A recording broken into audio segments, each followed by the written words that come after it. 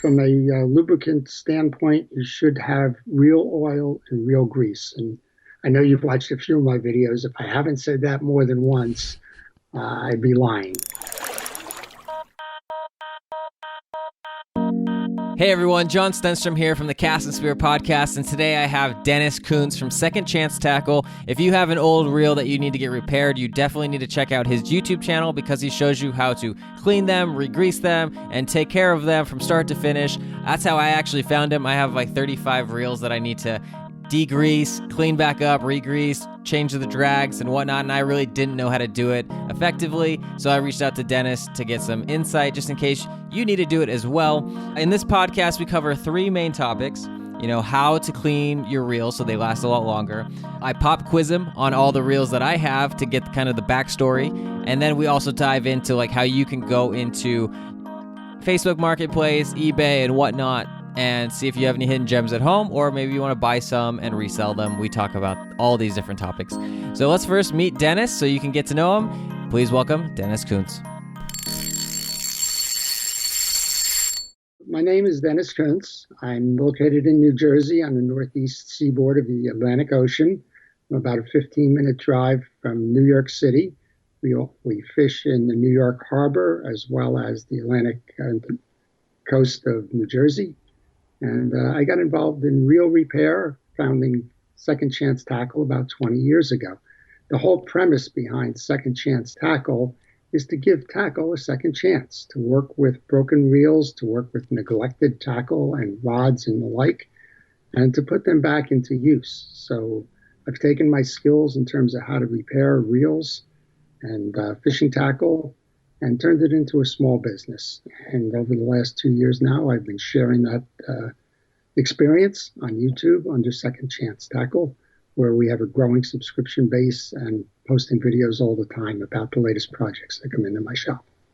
That's great. So do a lot of people who follow your videos, do they actually hit you up and send you reels that they tried to fix themselves, or they just don't want to bother and they're just like, professional, please help me?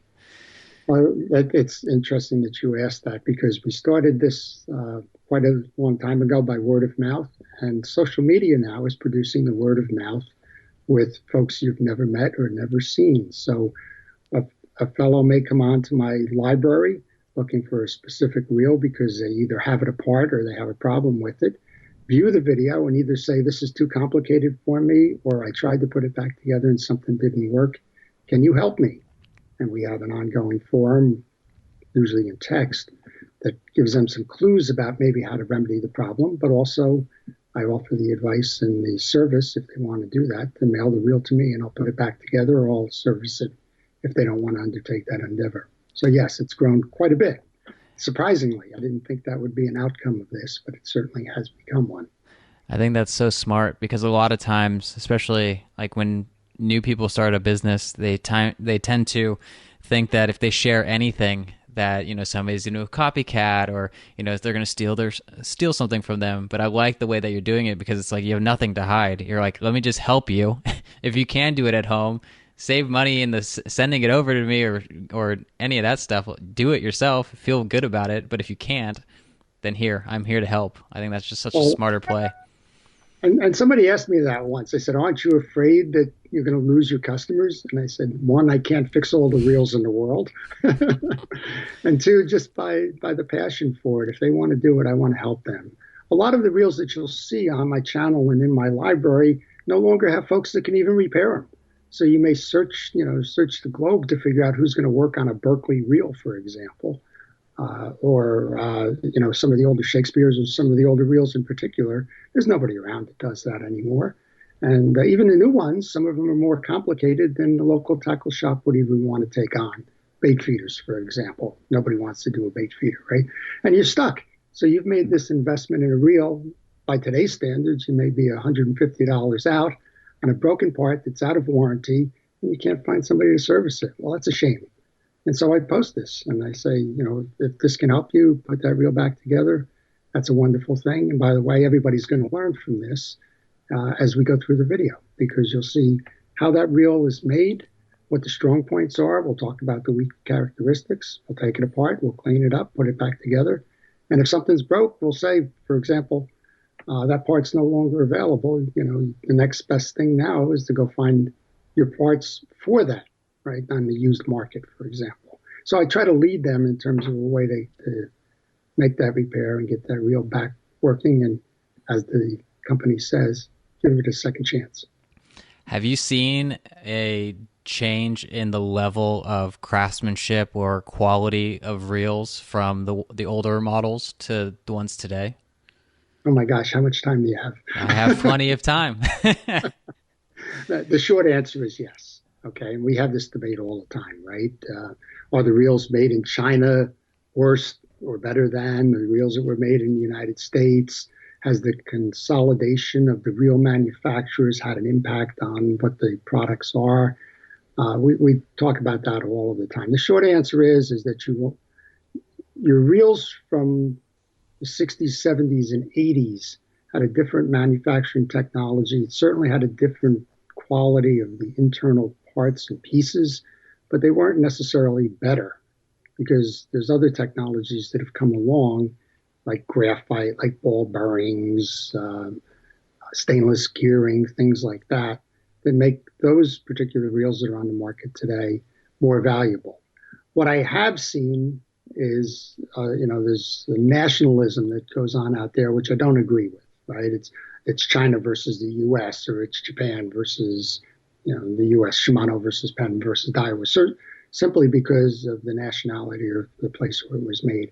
My point that I always make in my videos when I have the opportunity to get up on my little soapbox is, I don't care whose hands put them together. What I really care about is the design and the engineering and the technology that backs that reel, and does that represent a value in today's marketplace? So to get back to your question, yes, if you're looking at an Abu Ambassador 6500 today, and you look at that reel when it was made in Sweden, there's no comparison. The materials today I would view as cheaper or subgrade versus what you saw then. But Abu isn't Abu anymore. Abu is part of Pure Fishing. Pure Fishing is Shakespeare and Penn and Abu and Mitchell and a whole host of brands under one roof, and they're making trade-offs. They're certainly trying to make a price point. And that Abu 6500 that I referenced before from Sweden, that might cost you $250 today if you were to buy it. And the trade-offs that Pure Fishing has made to keep that at a $100 price point is what's resulting in a lesser quality or a different material that we'll complain about, right? But it's all what is the goal and the objective of what they're trying to accomplish, and to meet certain price points. So would they have done that if they had remained in Sweden, for example, with Abu, or if Penn had remained in Philadelphia, manufacturing there? I don't know. That's a question you won't get answered. Would they have cheapened it up here just to stay at $100 or $150 or a $49 price point? Just don't know. I like what you're saying about it. I like how you said it. It's not about the hands who made it. It's about the design and the quality and all this other stuff that goes behind the scenes. I like that whole viewpoint on it. I see it all the time. So they've changed the metallurgy in a Jigmaster. Right, a Jigmaster will probably cost $69, $70, something like that retail. If you go inside it now, you'll have spool shafts that'll freeze. That never occurred when you had chromed pieces, right? But it's just a trade-off that they made to stay at that $75 price point, right? So based on all of the different brands that you've gotten your hands on, are there any of them that stand out, or maybe like stood out in the past but not so much anymore, or have been kind of getting better over time?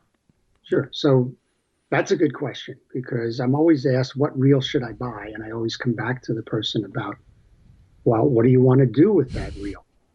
I've met people that have gone fly fishing for the first time, and I've gone out about a $700 Orvis fly set, right? The reel, the pole, the waders, bought the whole thing. Went out on the river because it happened to be a corporate event. Went out on the river, probably the sharpest dressed guys there decided they didn't like fly fishing, and it's hanging on a wall somewhere, right? By the same token, you hand the kid a Shakespeare rod and reel that's probably available at any major sporting goods place for $19.99, and that kid can fish the heck out of that reel and have a real great time, and it'll meet his needs at that point in his life, right? So it's always about what what it is you're needing. If you've got a cottage or a cabin at the lake or a beach house, and you're going to fish 5 times over the course of the year, you don't need to make an investment in the high-end stuff. It's not going to pay off, but it's going to give you the same enjoyment when you go out to the surf and make a few casts. When people ask me what brands, so I got 4 or 5 and a handful that I recommend. I say you can't go wrong with the majors, which is Daiwa, Penn, and Shimano, and I'll throw Abu in as a bait caster. Beyond that, you've got brands that are going to meet price points, because those major conglomerates, I mentioned Pure Fishing with that lineup of Mitchell and Shakespeare, and there's W.C. Bradley out there, which is Zebco, Quantum, Van Staal, right, and Finor in the middle of that, right? They all have good, better, best strategies, and they're all at certain price points. So if you want an entry-level reel, for example, you'll buy a Shakespeare. You want the next one up, you're going to buy the Mitchell. You want the next one up, you're going to buy the Abu. And then you're going to buy the Penn if you're in the Pure Fishing lineup.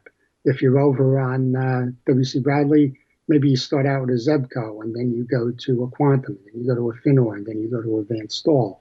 Each one of them probably jumping $50 for the same type of reel. But at the end of the day, if you stick with the majors, you'll do well. And one of the things that I put in that do well is parts availability and service and warranty. So you'd be shocked if you go on the Zebco website and try and find parts. The first thing that the Zebco website is going to say is, there are no parts availability. We do not support nor service that. If it breaks within the warranty period, which is generally a year at most, we'll replace it. But they won't service it, and you can't get parts to do it. So one of the trends that I've mentioned, and you asked about that earlier, is we're going to a disposable society.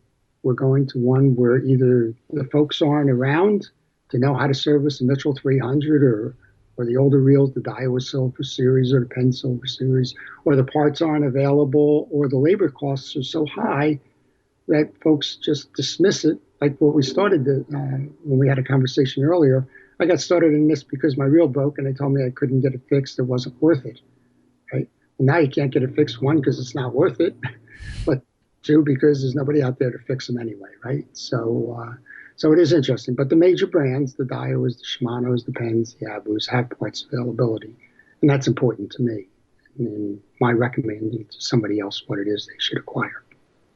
That makes a lot of sense. I want to shift gears a little bit to, for some of the newbie anglers that might be listening to this podcast, and going over the kind of the different types of reels and what they'd be used for.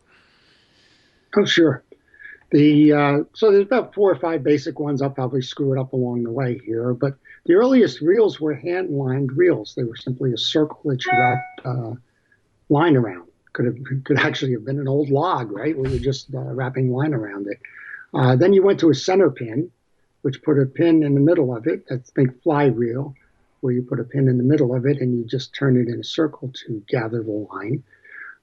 Then you've got the next ones up were the conventionals. They came out in the late 1800s, the ones that we would know today that would have a bar frame and turning the handles.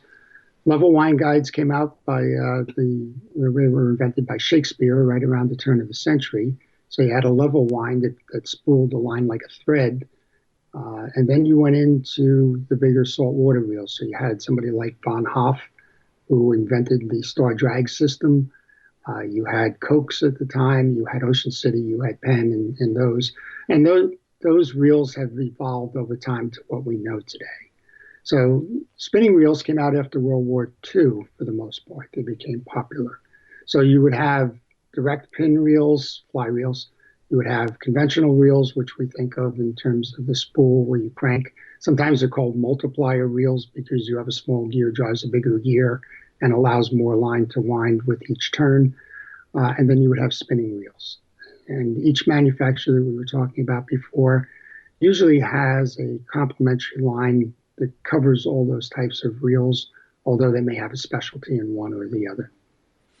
Awesome. That helps a lot. What is the proper care that somebody should be doing with some of these reels? Because, for myself, the most bare bones, right, would be just if I take it in salt water, just make sure I rinse it. But even that can have some kind of nuances, right? It's like you don't want to put high pressure in that might go into certain things and corrode certain bearings or different components. So like, what is the kind of beginner's guide to just taking care of your reels so they actually last longer than a year? Good question and good observation too about the salt water. So it's interesting when I get a reel in the shop, I can tell within the first removal of a side plate whether that's ever seen salt water or if it's been a freshwater reel only. Salt water tends to do a lot of damage in terms of contaminants, debris, and the residual salt and micro sands as well. So the answer is it depends on the service schedules. But if you're a beginner, let's say you're getting out there a dozen times a year. And it's a New Jersey kind of a statement. If you're in Florida, let's call it 30 times a year. The best practice is to keep the reel clean, which would be hosing it down, fresh water only. Don't use the water source on a boat if you're out in the Atlantic or Pacific. But fresh water, rinsing it down. Sometimes you can take that reel off and put it in a pail of water and just let it sit overnight. That'll be another way to kind of flush the reel out. And then drying that reel out. So a lot of the time, what you would do there is use like WD-40, which was created as a water displacement. That's the WD to get the water off of there and to provide limited lubrication. The maintenance schedules depend on how frequently you fish. If this is your daily driver, if you're out there for 4 months or 5 months out of the year, heavily fishing that reel, think charter boat or whatever, then you should tear that reel down about mid-season and do a complete and thorough internal cleaning in addition to taking care of it from that freshwater flush and the like. There's products out there that you can use. Penn makes a wonderful rod and reel cleaner. It's a little squirt bottle that you can just spray and wipe down and keep the corrosive substances off of it. But if you're fishing heavily, tear it down in the middle of the season.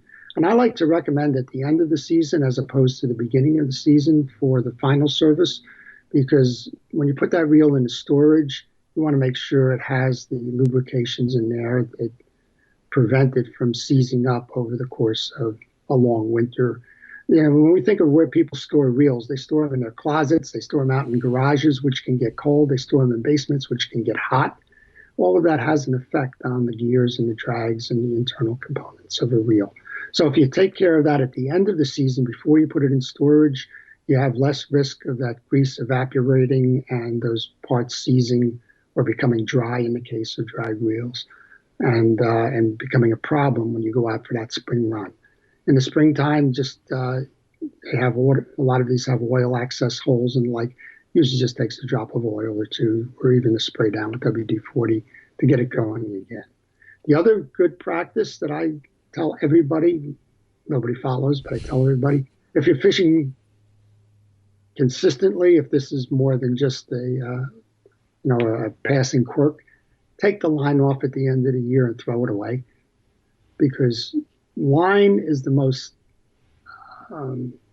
susceptible to breaking down and to causing problems with that fishing reel later on. I'm noticing braid today, particularly if braid is on reels that weren't made for braid. It's putting pressure on that spool, and that can warp the spool at the end of the season if you leave it wound too tight and put it in the storage. So get rid of the braid. I guess it's photo optic. I'm not sure what the UV, whatever it is, with monofilament will deteriorate monofilament over time. Monofilament's cheap. You buy 500 yards of it for a couple of dollars. Don't try and cheap yourself out of that and then lose the fish next season because you never changed your line out. So in addition to some of the basic lubrications, the annual service, get the line off the reel at the end of the season before you put it in storage and then start fresh in the next season. Do you have a recommended set of tools and your grease and lubricants that you swear by? I do. So anybody who's going to service a reel should at least have at a minimum the wrench that goes with the reel so you can take the handle off to get access to the oil ports. Have a small flat-bladed screwdriver so that you can remove the side plates. Have a wrench, a Phillips head screwdriver. And from a lubricant standpoint, you should have real oil and real grease. And I know you've watched a few of my videos. If I haven't said that more than once, I'd be lying. You know, people ask me what's an acceptable alternative if I don't have it. I said the acceptable alternative is to wait 3 days for Amazon to deliver it, because you can buy a 2 ounce cup of grease and you can buy a little squeeze bottle of oil, and I think the whole thing would be under $10. So don't use sewing machine oil. Don't use automotive greases and automotive oils and 3-in-1s. Believe it or not, when I first started this thing all those years ago, I ran into old timers who were using Vaseline. Vaseline's fine. It's a petroleum jelly, right? But the problem with these, if they're not formulated for marine use, they're either going to clog up because they're going to gather debris, or they're going to dry up. And I can't tell you how many reels I get in with just dried grease causing sluggishness, or they're going to evaporate quickly. And the evaporation is going to lead to a dry interior, and it's going to lead to worn gears and the like. So get the fishing reel oils and greases, get the wrench for your reel, get a flat-bladed screwdriver, get a Phillips head screwdriver, and needle nose pliers is usually pretty good in case something pops out and you need to get to a point where you can't reach them. My toolbox is a little bit more on my videos. You'll see in there. I have occasional use tools in there, but to get started on the basic maintenance, you don't need to do much more than the tools that we just talked about. Now, if I'm putting on grease and I'm going out into corrosive environments, should I slather on a whole bunch, or is there like a perfect sweet spot of grease amount? In my take, there's a perfect sweet spot, which is where it's translucent. You can see through it, but you can see that it's there. A light coating, in other words. But if you're not going to service that reel on a regular basis, you can go a little bit heavier. The problem with going heavier is that the reel is going to discard what it doesn't need. So it'll throw it off of your main gear. It'll throw it off of the drags, which should have grease as well, and for the most part. We can talk about that in just a second.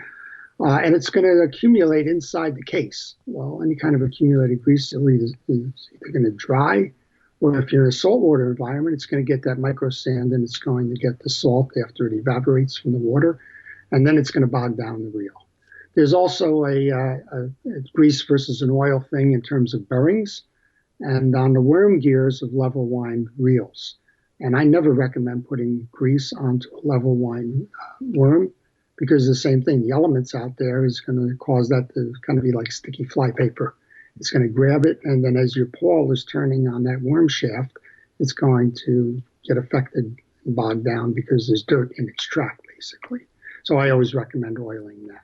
But you got to have a certain level of vigilance as well. You got to know that the oil is going to evaporate quicker. And so instead of waiting a year to go do a reservice, just keep that little bottle in your tackle box. And every now and then when you feel it's maybe tightening up a little bit, just give it a drop or two and it'll be fine. So why do you grease your drags for the beginner? So greasing drags, let's talk about what you should do with drags to begin with, because you shouldn't grease them all, right? Okay. There's 3 types of drags that are dominant in the market.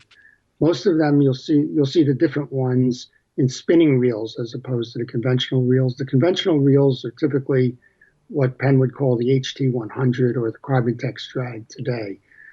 The drags goes back to when drags were leather washers. That was the first ones that were introduced, or fabric washers. And the idea of putting grease on them is to keep the washers flexible. And the grease would simply provide just a little bit of an extra edge so that washer, or in the case of the leather ones, didn't dry out and crack, or didn't dry out and become part of the metals that are in between there. So you have 3. You have the fabric washers. Those are the ones that get the grease. You'll have a Teflon washer, predominantly in spinning reels. You'll see them on certainly on the Zebcos, the Shakespeares, and the like. Teflon is a petroleum product, so you don't have to do anything with that. It's a plastic, so it's going to self-lubricate. And then the last one is a felt washer.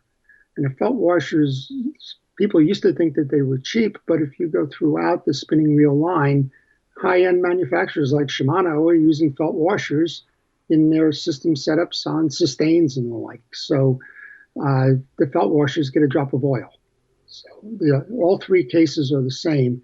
Keep them lubricated so they don't dry out, so they don't crack and become inoperable or wear prematurely. Is there a specific drag system design that you like more than the others?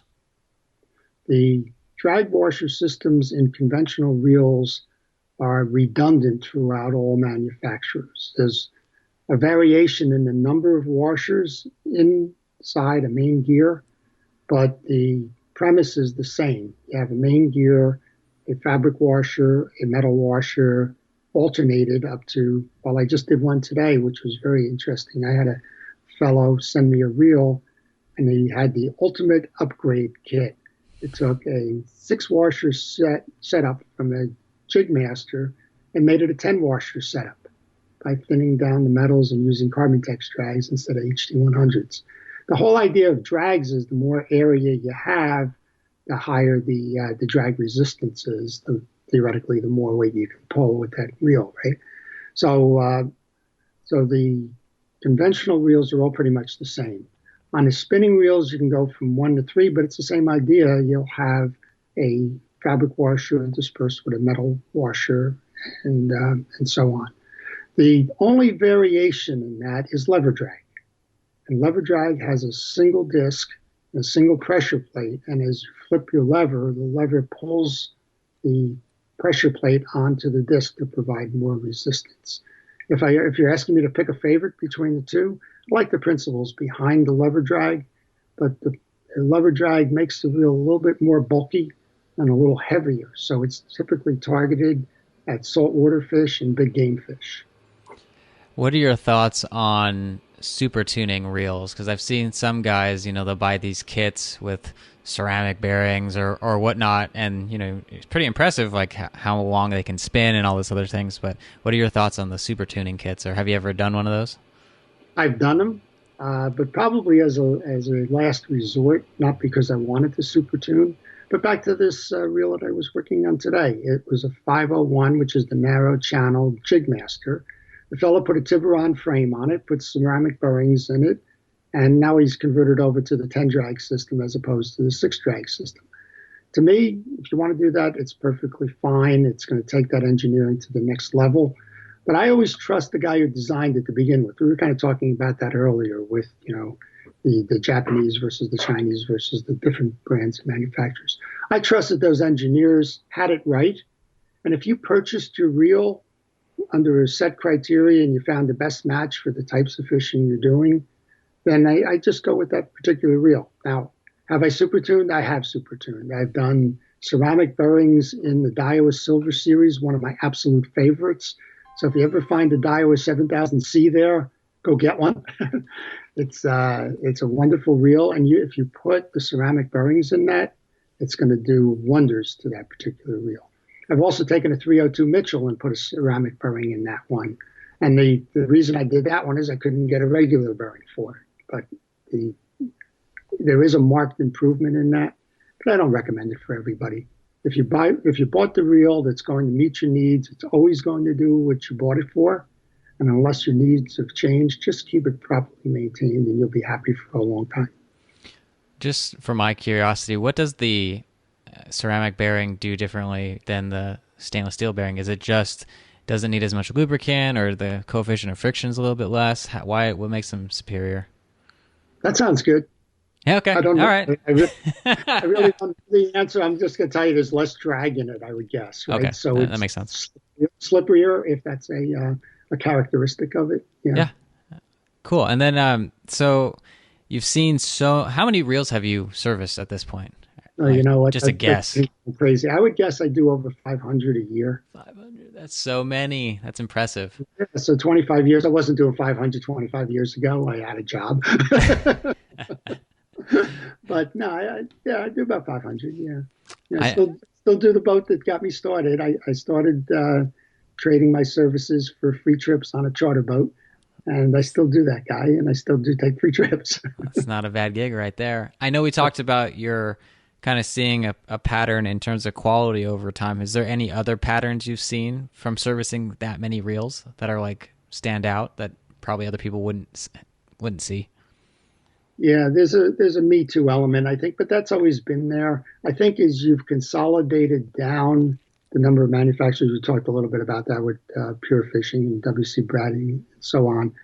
I think you may be losing some of the innovation that we saw that was so crazy in the past, right? And there's a couple of dynamic points in real history, not that I'm the expert at that, but right around the turn of the century with the Industrial Revolution, you had a whole group of fishing reels start to come out just because they took the industrial designs that were coming to play at the early 1900s and started applying them to fishing reels. The second change was really right after World War II, because the technologies that we developed in the war, the materials, the engineering specificity and the like, just lent themselves to lighter weight reels with better characteristics behind it. I guess if you're manufacturing a turret on a tank, you can probably figure out how to make gears mesh on a fishing reel, right? And when in post-war, and then lately it's been the graphite reels, was the later revolutions. Now graphites and bearings in the late 1990s, 2000 stuff. But I think we're losing innovation there. We're seeing things, if you look at the manufacturers today, they'll tell you, now I have CNC cut gears, and now I have stainless gears, and that's at the upper end. If you look at the value reels today, that reel could have been made in the 1960s if you opened up the case. It really hasn't changed much. But I would say the lack of competition is probably stifling innovation, and if that's a trend, then I would definitely call that out in terms of something that's happening today. I remember back during my engineering days, there would always kind of be a little bit of a disconnect between the people, like the engineers designing, and then the guys on the ground who would assemble or repair. If you can say anything you want to one of the designers of these, reel companies, what would you, if you could wave a magic wand, wish would be in there? Or like some of this innovation that you're saying, like what would you be like, this should be possible and this would make this reel so much better? Like, what would be your thoughts on that? Yeah. The one that I have the personal pick with is the bait feeder. And that's why a lot of people don't even service them. And the problem that I have is not necessarily with the engineering behind it. I get it, right? You have a dual drag system. You have a drag on the bottom that's going to control it when it's in bait feed mode. And you have a drag up top when you're in regular mode. The personal pick that I have with it is that the engineers probably have figured it out as a one-time, never to be opened case. And when you open it, springs fly everywhere, and you have very little support from the manufacturer in terms of what that schematic actually is, and having a technical support team that tell you when you get stuck how to go put it back the right way. And I just recently experienced one of them. I had a pen clash bait feeder. I eventually got it because I have something of a mechanical aptitude, but I can see that one in the trash bin in more places than in my shop because it's annoying, right? So what I would fault manufacturers for is if there's bad design from the beginning, and I would ask them, to make sure that the aftermarket service team has ready access to it, or at least has access to the technical specs to go figure that one out. It's not unlike a car, right? It's a mechanical thing. And I've heard mechanics tell me don't work on certain vehicles because in order to get to a particular thing, a transmission or an engine, you got to take the body off the car, or you have to have a lift in order to service this. You can't, just go under the car and do that, right? So, and some reels are like that. But the major manufacturers that we talked about, I don't have any issues with them. I think they're doing a great job, even with the current product releases. And I marvel at some of the technology. I love the worm gear inside of a Shimano. Right? They took the worm gear from a conventional reel, put it into their sustain and the like. It's beautiful technology. And I sit back and go, I wish I could do that. What are your thoughts on the level wind system? Is that a big issue that comes into a lot of the reels from your clients? I do see a lot of level winds for repair. The level wind has been around forever. It was introduced by Shakespeare in 1897. He's got the patent on it, and it actually was William Shakespeare.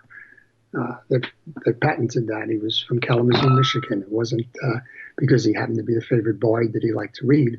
It was actually William Shakespeare who patented that. So it's been around forever. So what are the problems today? Well, braid makes it one of the problems today. It's always been a problem, but braid makes it a problem, particularly if nobody's using the leader and just attaching that braid directly to their rig. When that thing snags up, and they start trying to lurch the rod, right, or power it through with turning the handle, it's always going to fail at the weakest point. And the weakest point in the level wind system, well, there's two of them. The first one is the idler gear, which is normally a plastic gear inside the side plate, which transfers the energy from the spool to the worm gear to drive that. The other place it's going to fail is at that line guide. It's either going to bend the pawl because you're putting too much force against an immovable object, or it's going to bend the line guide itself. So yes, I have a particular issue with line guides, but it's only because you've introduced another level of convenience, which becomes another level of technical things that can break.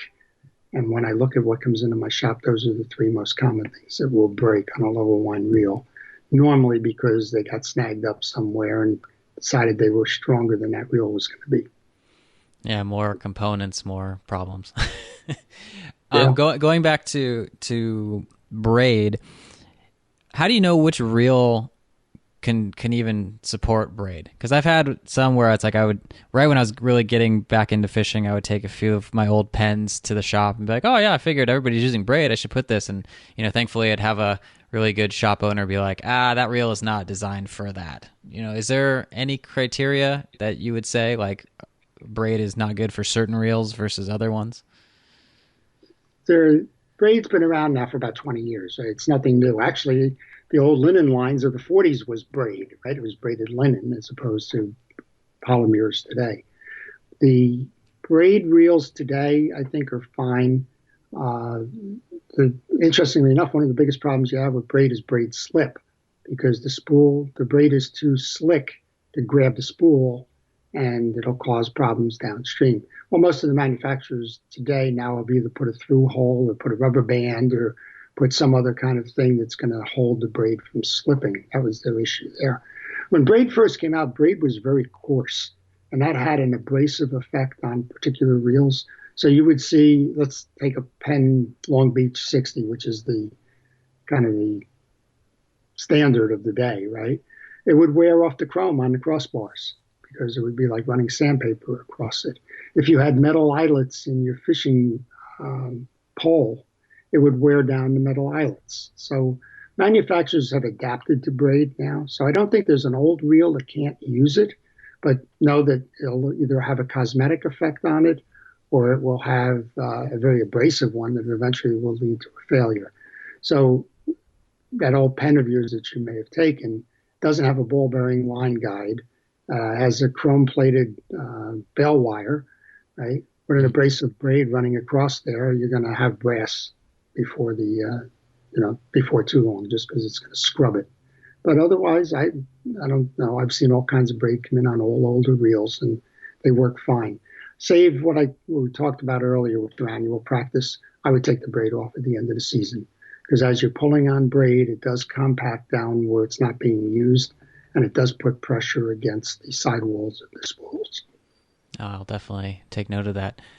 Okay, so is there like a top 10 things not to do with reels that you can kind of give us so that we don't make any bad mistakes and have to send too many reels your way? If we could just... We kind of talked about some of those already, right? Right. I think, appreciating that it's a mechanical device and that wear is imminent and that there's certain good practices to do, then the bad practices become the inverse of that, right? So we're all guilty of coming off of a boat, having a social event to run to, just chucking it in the back of a trunk on a 100-degree day and letting it sit there for a month or two without taking care of it, right? So, clean applies across the board, regardless of what mechanical device is. Keep it clean.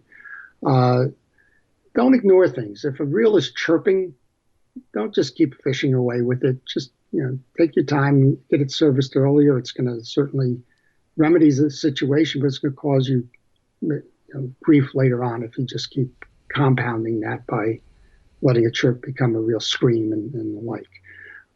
If it's loose, if you've banged something, if you've cracked something, all common things. If you're on a pier, or if you're on a gun wall of a boat, it's easy enough to whack a side wall or get so excited and have the rod and reel fall down or whatever it is.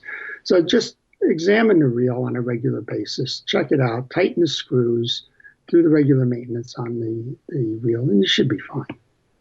Okay. Just don't ask it to do something it can't do. That's really good advice right there.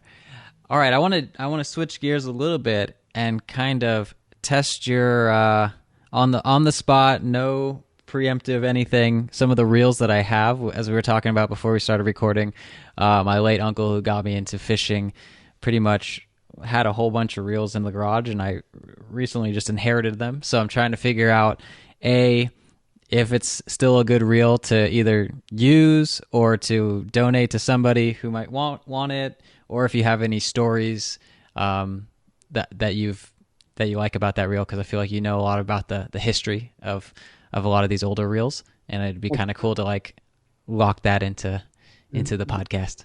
This should be fun, John. So I started the YouTube about 2 years ago, and it was simply a camera mounted on my workbench, doing whatever project came in that day.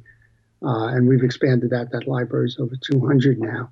But I've also expanded the topics, because the question you just asked there is a question I get all the time. How old is my reel? What's the history behind it?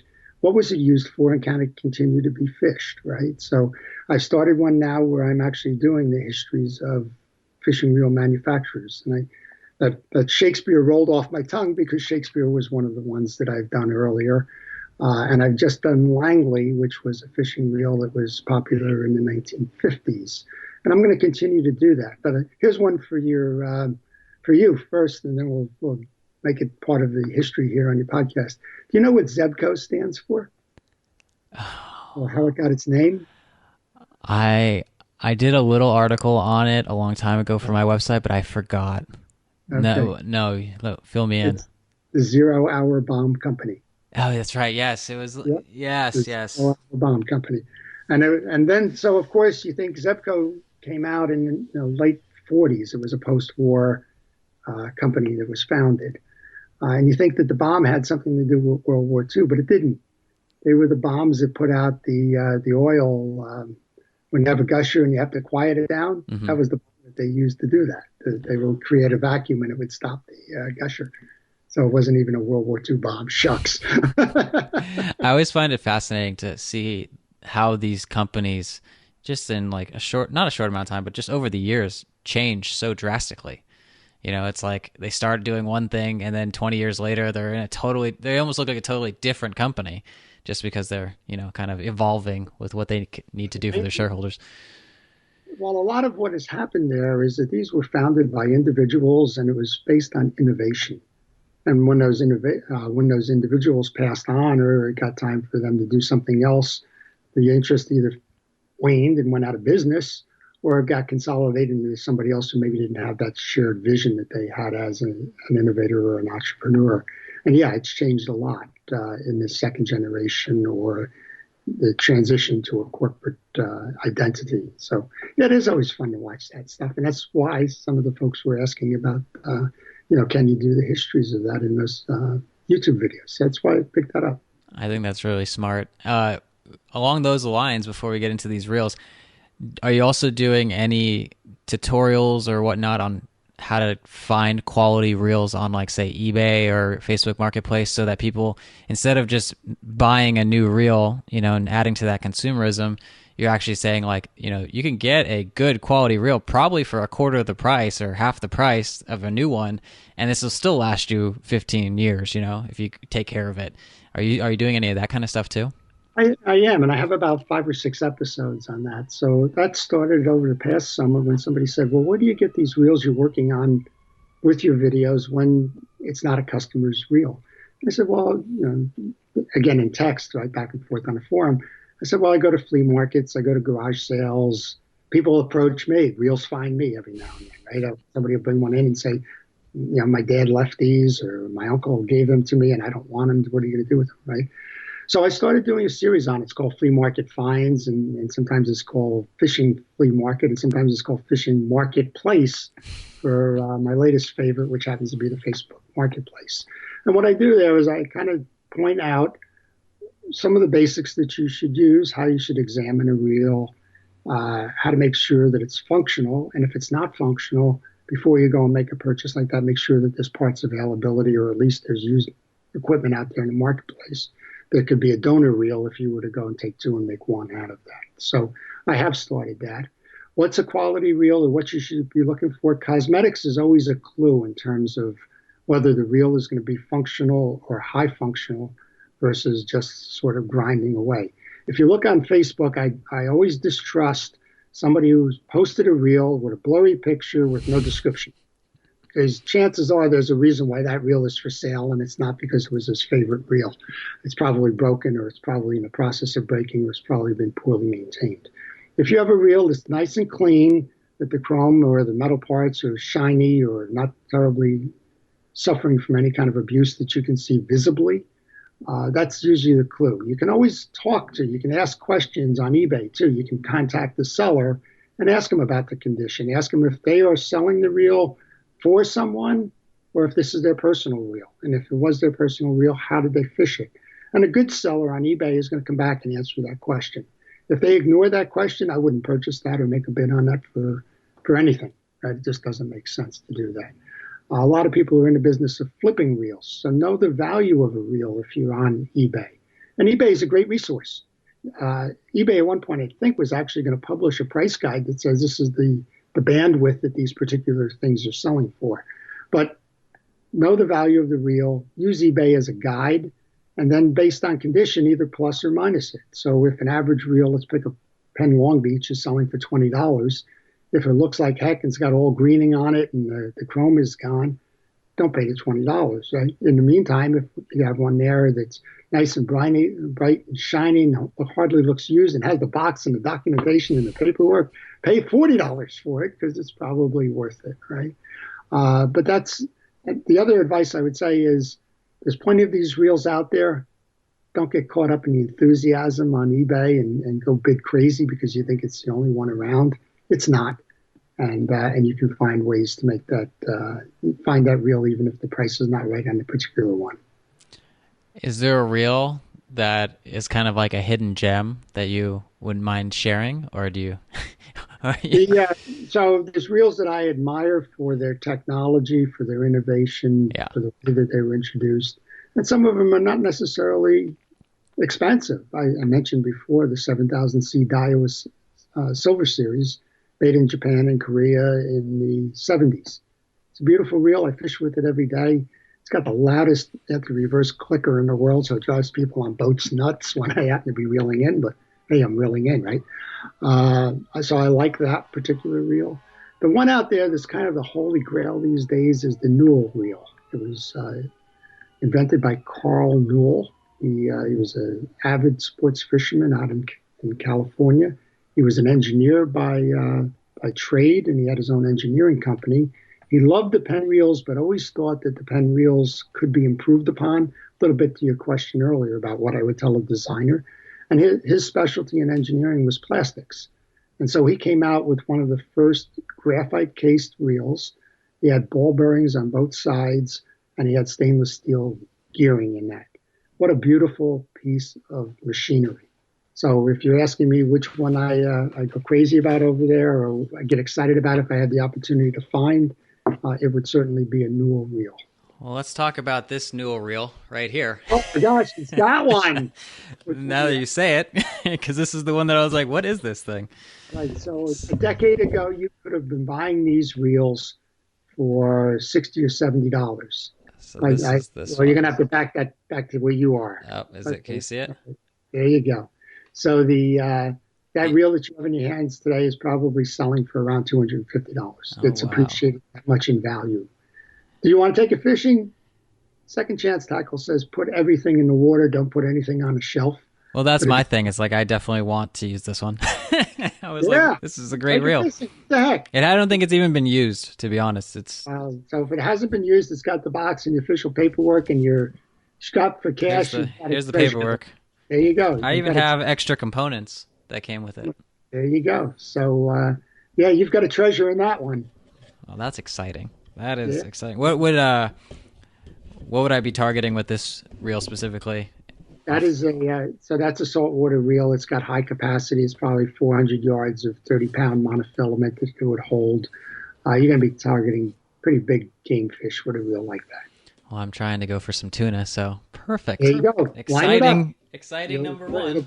You'll bring them in. That's great. Okay, now I'm going to throw you another softball. This one's a pretty popular reel. I believe it's the Penn Senator 4/0.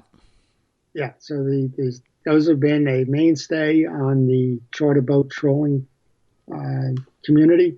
So the 4.0s, just for everybody to know, if you're on eBay or whatever we were talking about a little bit, we can kind of mesh these topics.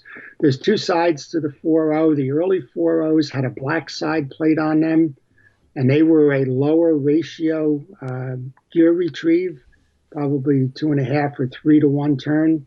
The burgundy ones became the high speed, and those have increased up to 3.5 or 4 per turn.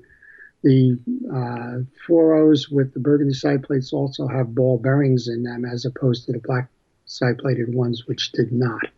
Typical pricing on a 4.0, probably around $50 on eBay.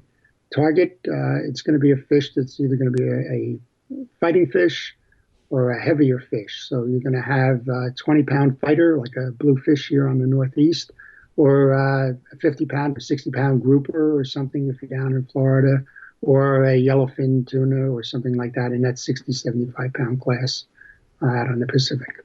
Exciting. Okay, do you do some bait casters, right? You don't discriminate. Good. I pretty much do it. How about this? So a caster is a round reel. It's just got a squish on it. Just low profile. Yeah, pretty much the same designs. Okay, how about this Daiwa Procaster SM2A? Okay, so that one's probably about 20, 25 years old. It was one of the first of those low-profile bait casters. It's got a solid reputation, and it's one of the first ones that I had until I happened to lose it going overboard. What fish took that one? Yeah, I'm human, right? No, actually, I had caught a fish. I had unhooked it. It was an oily fish. I had the oils on my hand. I went to cast, and it went right out from under me. Oh, man. Are those worth anything, or? They're in the $20 to $25 range. Okay. Not particularly worthwhile, but it's a great reel to learn on, and it's a workhorse. You can't beat that one up. How about the Daiwa MA10G? It's the plastic. So the MA, I think, means it's got a mag in it, which controls the casting, and that would be the difference between the two reels there. And the other thing is the casing. You go from a metal case to a graphite case. Low-profile bait casters have just become expensive. In the past, those were the little flipper reels for the bass, and you'd probably find every one of them with good quality that was going to last you a long time for under $30. Now you're getting all of these fancy, well-designed ones that can actually go saltwater, like a Chronarch or some of the other ones out there that'll be several $100s, right? The Revos, I think, are 110 to 200 plus kind of things from Abu. So the market has definitely moved upscale in terms of the tech, but you can still find a perfectly acceptable Bass Pro flipper for $40. It's going to be most of everybody's needs, unless you're on the pro tour. How about, so my dad really liked Mitchell, and you're saying the old school Mitchells, they were kind of just above the Zebco, you were saying? Is that no, the new ones? The new okay. The old ones were more higher end, or is that? So for the time, that was the reel to have. So the Mitchell, like, which one do you have there? 300, 302? I can't. This is so you have the newer one. This is a newer one. I have older ones in there. So I had the opportunity. I always fished with a Mitchell, but I never took one apart until several years ago, believe it or not. And I had the opportunity to purchase a tackle shop's supply of Mitchell parts and parts reels when they were going out of business. And I started taking them apart and really appreciating the design and the technology behind those reels. They were really quite advanced for the time. The 300 was around from the war years in the 40s up until about 1989. I think the actual 300 was probably discontinued in about 75. So Mitchell was an interesting one. Mitchell finally went bankrupt. And they got acquired, and then eventually became part of that pure fishing enterprise. Now, the one that you have is a graphite case, and by today's standards, you would have that as a medium value reel, somewhere in the $30 to $40 range if you were buying it new. They still have the 300, but it bears no resemblance either in design or technology or comparison to the older ones. Well, while we're talking about the older ones, how about this Mitchell Epic? That one I don't know about. I think you got me on yes! that one. Yay! All right. I can tell you it's a round bait caster. It's a round bait caster that has a broken level line, so maybe this is the one I send you. Maybe that's the one you send me. If parts are available. So that's the problem with a lot of them. They're not available. Right. So what's going on in the manufacturing industries today? And I hope I'm not boring you. No, I hope I'm not taking up all your time, because this is hilarious. I love this. This is amazing to me. The manufacturing industries today have not changed dramatically over time. So there's a top tier manufacturing group, and we mentioned those brands before. They're going to make their own fishing reels in their own plants. They're going to control the design and the quality and the marketplace for those particular reels. There's always been a jobbing element in the fishing reel business, which have been the store brands or have been off brands or have been the second tier brands that are out there. And, who makes a Bass Pro reel, for example, or who makes a Cabela's reel, right? You really have to dig to find out who's really manufacturing that behind. So what happens is that manufacturers and distributors will go to, in this case, most of the time it's China. They'll order job lots and make me 100,000 of 50 size spinning reels to these specs. And they leave it to that manufacturer, and they come back and they're branded and sold out into the world today. That's probably what that Mitchell is. I have no idea who made that. Mm-hmm. I don't think Mitchell has its own plant anymore. I'm sure it's job lotted out there somewhere to one of the Chinese firms, but I couldn't tell you. No, that makes a lot of sense. And the problem with parts aren't available on job lots because make me 100 of them or 100,000 of them. And I had the experience of trying to chase down parts for a relatively well-known brand, which I don't remember at the time, but I called them up. I said, well, where's your parts? No, we don't have parts. I said, well, how do you fix the reels that are under warranty? He said, well, of the ones that we ordered, we set aside a certain amount. If we can't fix it, we'll send them a new one. If we can't fix it, we'll go into some of those surplus reels that we held in reserve, take it apart, pull the part out, and put it back into somebody else's, right? So kind of fun. I love all these topics because my dad reminds me just like you, because he does what you do, but for bikes. So we have the same conversations where he's like taking apart an old Schwinn that he found at like the flea market or whatnot. And he's just like, I can't believe this person was going to throw this away because the tire was flat, but yet the bike is like pristine condition or, just needed some degreasing or derusting and just chrome it up a little bit with some sand, with some wool and some polish. It's just funny to me. This is great. Must be that generation. Yeah. Hey, no, but it's to be honest, it's like, all my bikes come from him, and they're great bikes. He's just like, what bike do you need? I'm like, oh, I want this. Here you go. It's probably the best bike you can even get right now without having to get one from like overseas. So I have a lot of these made in Sweden pen ambassadors. Yep. Oh, I'm a pen ambassador. Yeah, sorry. The Abu. This one's the 6500 CL3. I have a 5500. Are these pretty good? They're very good.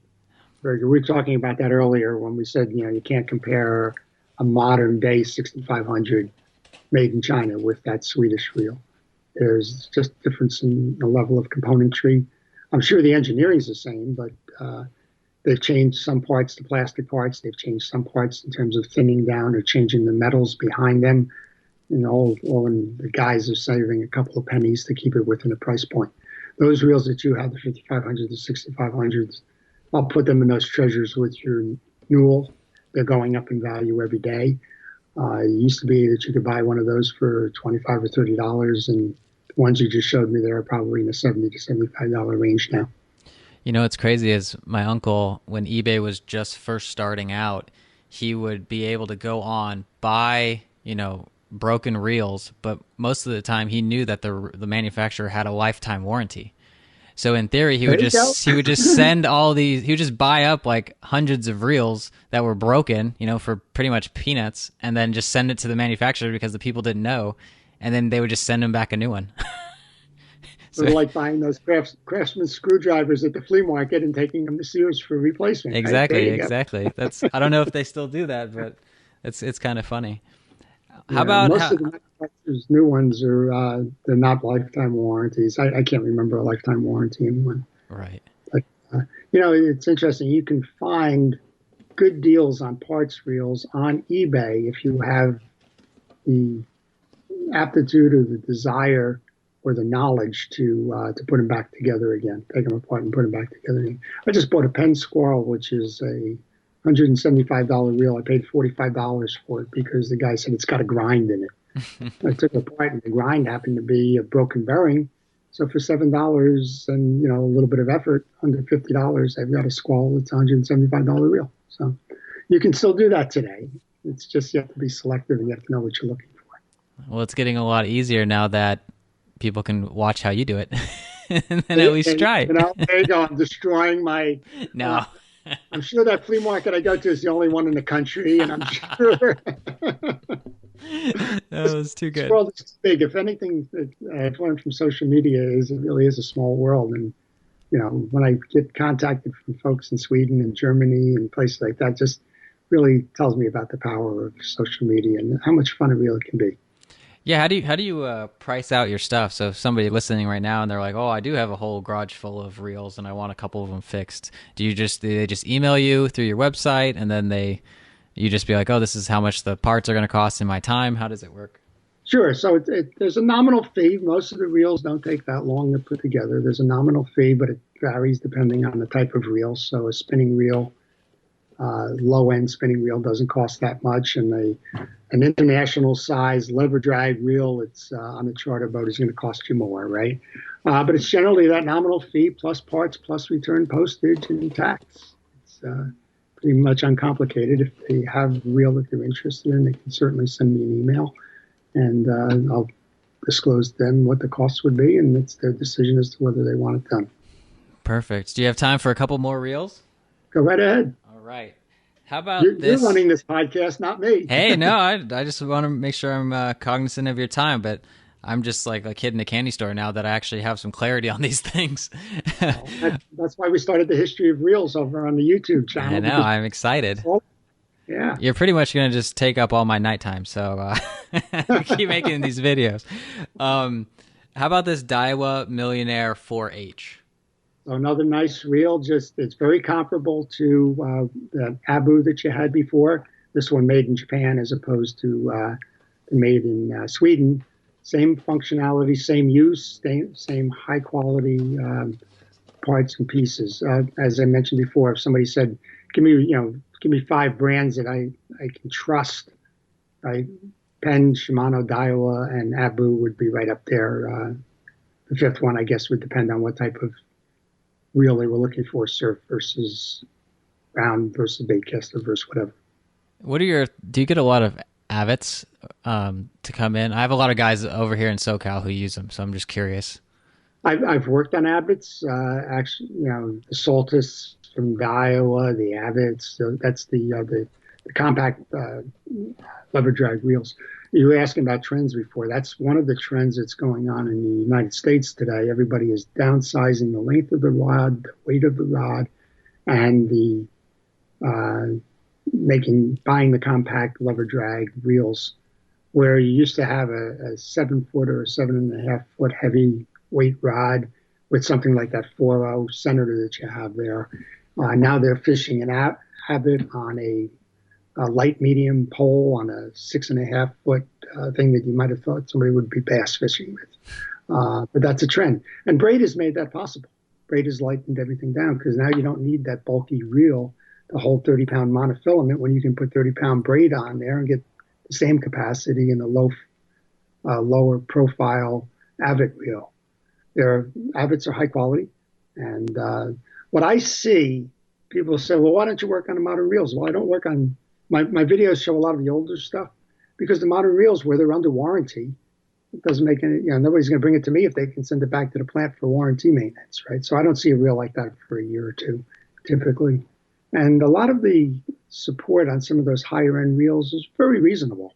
He says, send it back to us and we'll service it for $50 and we'll replace any worn parts. And that's reasonable, especially if you made an investment of $350 or $400 for that reel. So I always tell the fellow, if you can afford it, send it back to the plant. You'll get everything set to factory spec. They've got the parts and pieces right there if you've broken anything. And if you have a route back if the thing breaks again. That makes a lot of sense. So I have a bunch. Let's getting into the Shimano. Well, I think we can close out that last major brand. But I have a bunch of these Corsairs, CS200A, and a whole bunch of different ones. Just had one apart today. Yay! Actually had the 400 apart today, which is the wider version of the 200. Nice reel, medium price range. It's under the Calcuttas, right? So Calcutta is their flagship in terms of the reel. You also had Orium and you had Dakotas as well. But the Corsair is between $50 and $70. It's a solid reel. The technology inside it is not very different from the other Shimano reels. And keep it lubricated. That'll last you a long time. You said the which one? The Calcuttas were the ones that were. The Calcutta is their in that product series. The Calcutta so it would go from a Corsair, it would go up to a Torium or a Dakota, and then it would go to a Calcutta. Gotcha. Well, here's an old pen, Levelmatic 920. Have you worked on one of these? That's the gold reel, right? Yes. So you don't see that one around much. It's a lower ratio. It was kind of set up for freshwater fishing. It's a lower gear ratio, so I want to say 2.5 to 3 turns to 1. It's in favor with collectors because you don't see too many of them, but nobody was really fishing those anymore. Okay. So you put that one on a shelf, use it as a paperweight, use it as a spinner if you don't know what to do while you're sitting at your desk, kind of just spin it around and occupy your time. But the technologies of today with some of those bait casters and some of the other things you're showing me, that's far superior to what you have there. Beautiful reel. I think this one might be also a paperweight, or I could be wrong. It is a Fluger Akron? Akron, sorry. Yeah, like Akron, Ohio. Akron. Which is where it was made. Okay. That's a beautiful reel. Actually, if you're watching my things, I'm going to put up a Fluger Rocket. I'm going to put that up in the next few days, and the Fluger Rocket, and that one is essentially the same reel. It's relatively uncomplicated design. They've been around since the 30s or 40s, that particular design.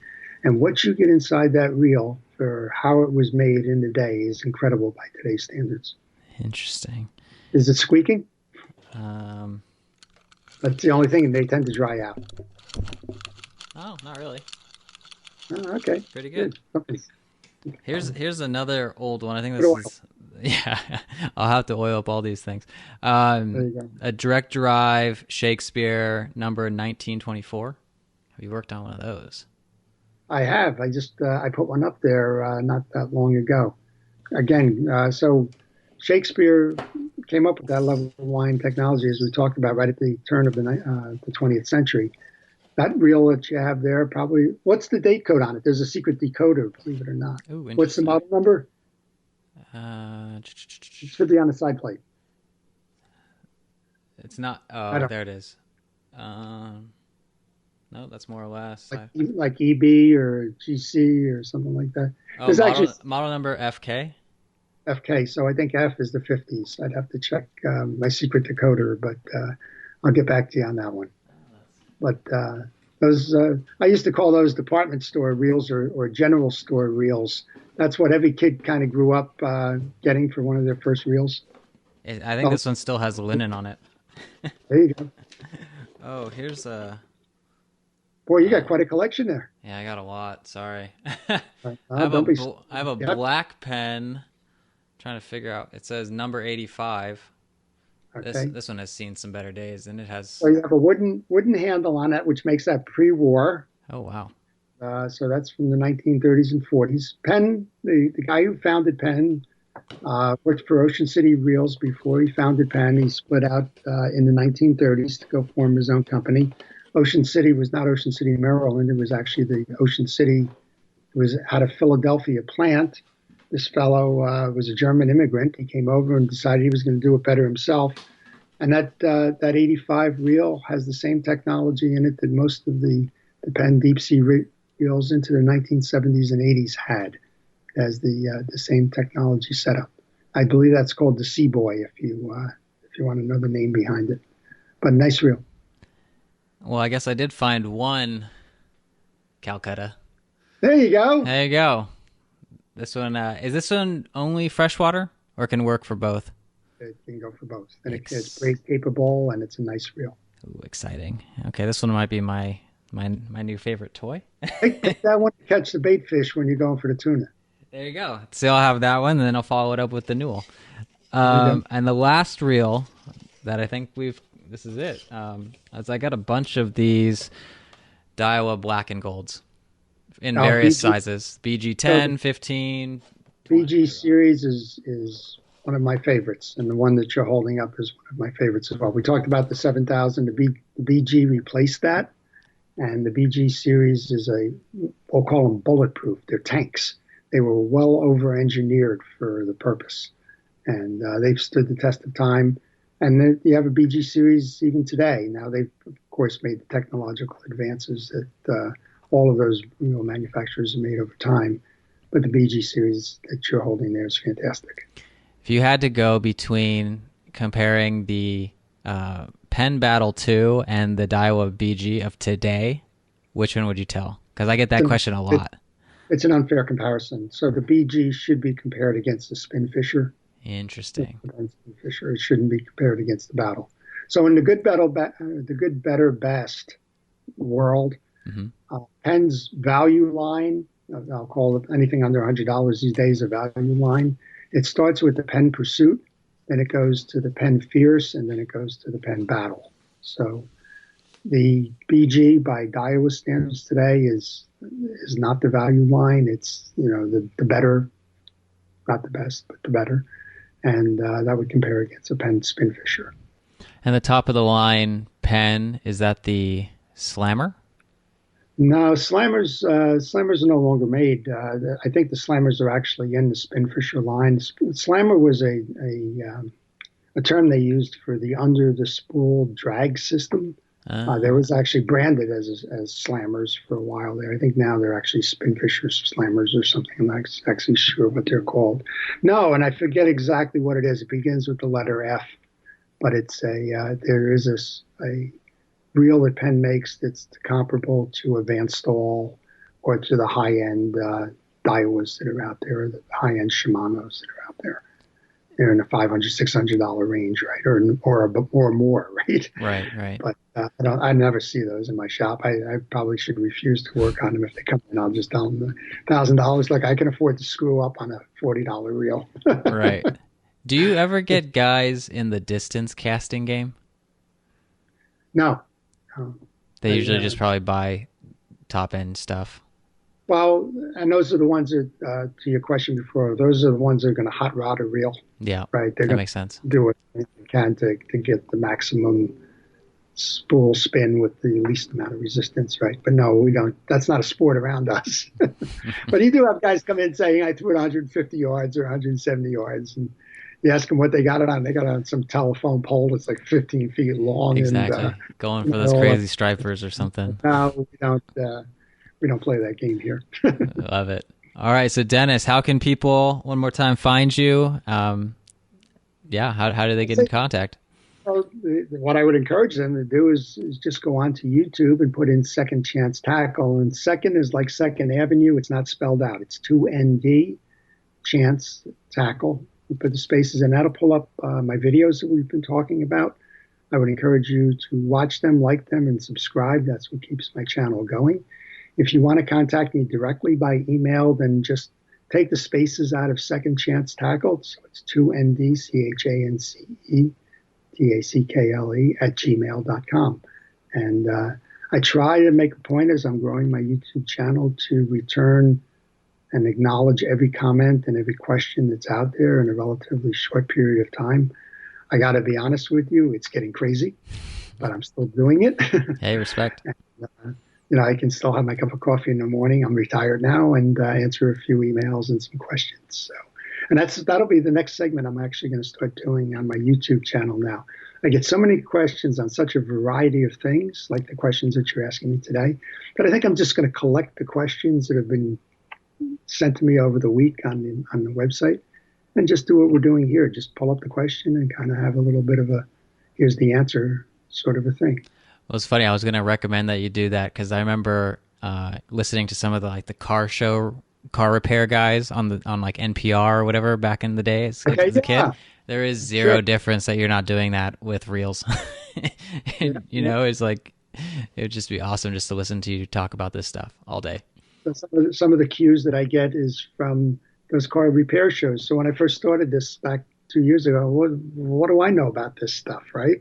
And I was just watching cable television, and one of the Motor Trend, it wasn't Motor Trend at the time, whoever was the channel at that time, just watching the guys taking an engine apart and saying, this is what I'm doing now, and this is what, and I could do that for a fishing reel, and that's kind of how I got started with it. On the YouTube side now, there's some good people out there doing some nice things that I'm taking cues from as well. And question and answering is one of them that I saw along the way. I happen to be automotive as well. And so I'm learning, and that's kind of keeping me vibrant, and I'm kind of enjoying doing it that way. I love it. So my last question I ask everybody is, why do you fish? Why do I fish? That's a good question. So some of it goes back to being a kid and just the memories of spending time on a boat with my dad or on the surf and, making memories. So sometimes you're just reliving memories for the fish. I'm a catch and release fisherman, so it's not about basic sustenance, and it's not about, look at the size of the whale I caught here. I do catch and release even in salt water. So I think it's just for the fun of being out in the near the ocean or in the bay shore, trying to improve your skills along the way and just creating memories for today and tomorrow. So I don't know if I mentioned it to you somewhere in there, but my grandchildren are getting to that age where it's time to kind of pass off the rods and the reels and show them how to do it. And I look forward to the day where that can be done. Love it. Thanks, Dennis, for coming on the podcast. Really do appreciate your time. And I'm glad I'm able to have one reel that you haven't seen out of this massive collection. We'll take care of that one.